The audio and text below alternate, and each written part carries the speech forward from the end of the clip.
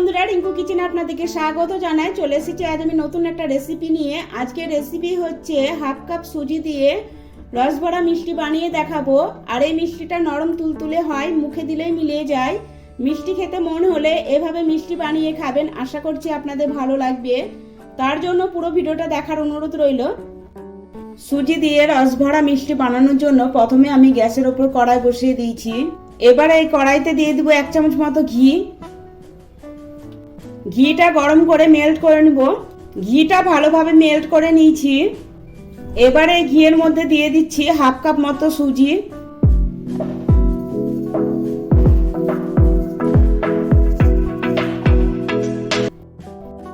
এবার গ্যাসের ফ্লেমটা লোতে করে সুজিটা এভাবে অনবরত নাড়াচাড়া করে 2-3 মিনিট সময় নিয়ে ভেজে নিব।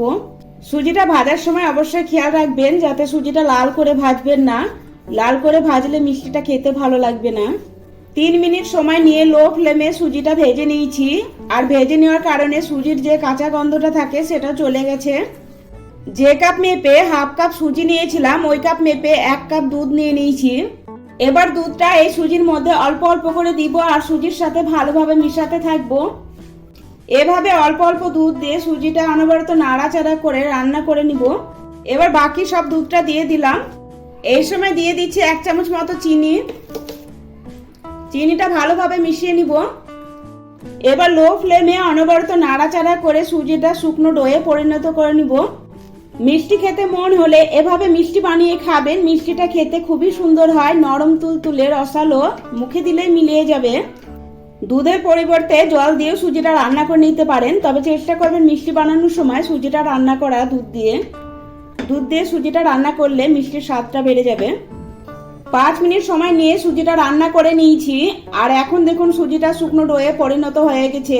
এবার আমি একটা প্লেটের মধ্যে নামিয়ে তারপরে আপনাদের দেখাচ্ছি। প্লেটের মধ্যে সুজির মিশ্রণটা নামিয়ে নিয়েছি। আর এই সময় প্রচন্ড গরম আছে, হাত দেওয়া যাচ্ছে না, তার জন্য হালকা ঠান্ডা করে নিব। সুজির মিশ্রণটা হালকা ঠান্ডা হয়ে গেছে, একদম পুরোপুরি ঠান্ডা করা যাবে না, হালকা গরম থাকা অবস্থায় সুজির মিশ্রণটা মেখে নিতে হবে। এবার এই সুজির মিশ্রণের মধ্যে দিয়ে দিব 2 চামচ মতো গুঁড়ো দুধ। এবার এই গুঁড়ো দুধের সাথে সুজির মিশ্রণটা খুব ভালোভাবে মেখে নিব। গুঁড়ো দুধ দেওয়ার কারণে মিষ্টি ফ্লেভারটা ভালো আসবে। সুজির মিশ্রণটা গুঁড়ো দুধের সাথে 5 মিনিট সময় নিয়ে খুব ভালোভাবে মেখে নিয়েছি। আর সুজির ডোটা এরকম সফট হবে। হাতে একটু ঘি লাগিয়ে নিলাম। এবার এখান থেকে অল্প একটু সুজির মিশ্রণ নিয়ে নিব। তারপর 2 হাতের মাঝখানে রেখে গোল বলের মতো করে বানিয়ে নিব। এবার হালকা একটু চ্যাপটা করে দিব। এই দেখুন একটা মিষ্টি বানিয়ে নিয়েছি। একইভাবে সমস্ত মিষ্টি বানিয়ে তারপর আমি আপনাদের দেখাচ্ছি। আর মিষ্টির সাইজটা আপনারা আপনাদের পছন্দ মতো ছোট বড় বানিয়ে নেবেন।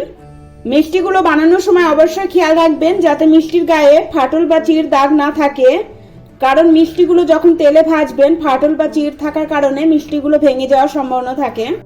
একইভাবে সমস্ত মিষ্টিগুলো বানিয়ে নিয়েছি। এবার চিনির শিরা বানাবো, তার জন্য গ্যাসের উপর কড়া বসিয়ে দিয়েছি। এবার এই কড়ার মধ্যে দিয়ে দিব যে কাপ মেপে সুজি নিয়েছিলাম ওই কাপেরই একটু কম 1 কাপ চিনি। আর দিয়ে দিব ওই কাপ মেপে 1.5 কাপ জল।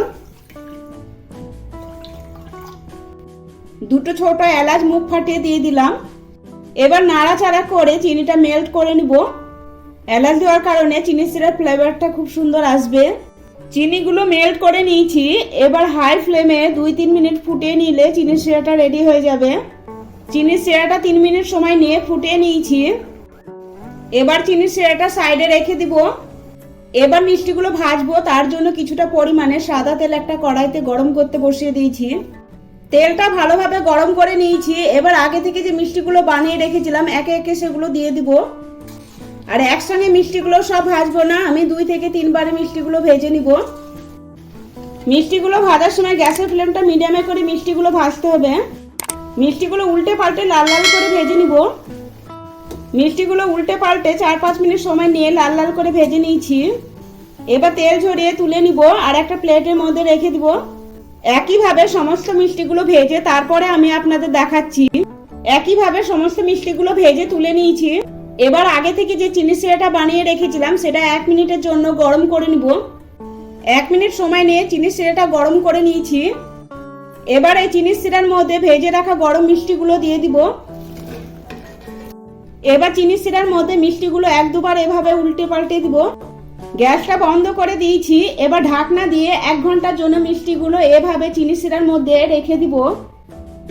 1 ঘন্টা পর আমি আপনাদের দেখাচ্ছি, দেখুন মিষ্টিগুলো কতটা রস টেনে নিয়েছে। তৈরি হয়ে গেল নরম তুলতুলে রসভরা মিষ্টি। দেখুন রসভরা মিষ্টিটা কতটা নরম তুলতুলে আর রসালো হয়েছে, মুখে দিলেই মিলিয়ে যাবে।